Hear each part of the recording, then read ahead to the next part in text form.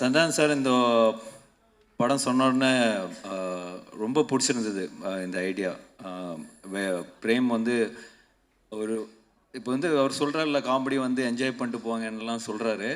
But ஆக்சுவலாக பார்த்தீங்கன்னா நான் வந்து அவர்கிட்ட கதை கேட்க போகும்போது என்ன தான் இவங்க வந்து புதுசாக பண்ணியிருப்பாங்க, ஏற்கனவே 3 பாட்டு பண்ணிட்டாங்க அப்படின்னு நினச்சி தான் போனேன். பட் அவர் சொன்ன அந்த கதையாக அந்த ஐடியா வந்து ரொம்ப புதுசாக இருந்தது, வெரி இன்ட்ரெஸ்டிங். ஃபஸ்ட்டு கேட்டோன்னே அவர்கிட்ட சொன்னது வந்து நான் வந்து என்னென்னா, இது நீ வந்து சொல்கிறது வந்து ஒரு ப்ராப்பர் ஸ்கிரிப்டாக பண்ணிங்கன்னா ஒரு பெரிய படமாக இருக்கும் அப்படின்னு சொன்னேன் நான். So he took is time. அது ஸ்கிரிப்டாக பண்ணி முடிச்சுட்டு வரும்போது தான் பெருசாக இருந்தது. ஓ ஸோ அந்த இந்த ஸ்கிரிப்ட் ஆக்சுவலாக வந்து பட்ஜெட் வைஸும் ரொம்ப பெருசாக இருந்தது. ஸோ நான் வந்து வெங்கட் சார்கிட்ட சொன்னேன், இந்த மாதிரி சார் இந்த மாதிரி சந்தானம் சார் நான் பண்ணுறோம் சார், நம்ம கொஞ்சம் ஹெல்ப் பண்ணுங்கள், கொஞ்சம் பெரிய ஸ்கிரிப்டு பெரிய பட்ஜெட் ஆகும் அப்படிங்க. சரி நல்லா இருக்கா அப்படின்னு கேட்டார். நல்லா இருக்கு சார், கண்டிப்பாக ஒர்க் ஆகும் அப்படி, ஓகே பண்ணலாம் அப்படின்னாரு.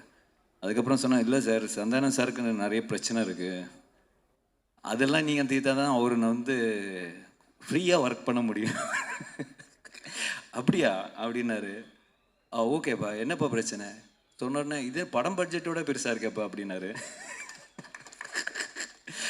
அப்புறம் வந்து அது கூட இல்லாமல் அதுவும் தாண்டி அவர் வந்து பரவாயில்ல நீங்கள் பண்ணுங்கள், 2 பேரும் சேர்ந்து நல்லா பண்ணுங்க அப்படின்னு சொன்னார்.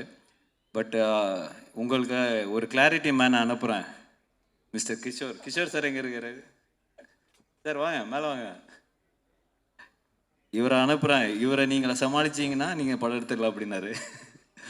ஸோ இந்த ப்ராஜெக்ட் வந்து என்னோட பார்ட் மெயினாக பார்த்தீங்கன்னா பிரேமை மீட் பண்ணது, சந்தானம் சாரை மீட் பண்ணது, இவங்க 2 பேரையும் கிஷோர்கிட்ட ஒப்படைச்சது தான் எனக்கு தெரியும். அவ்வளோதான் என்னோட பார்ட் இதில்.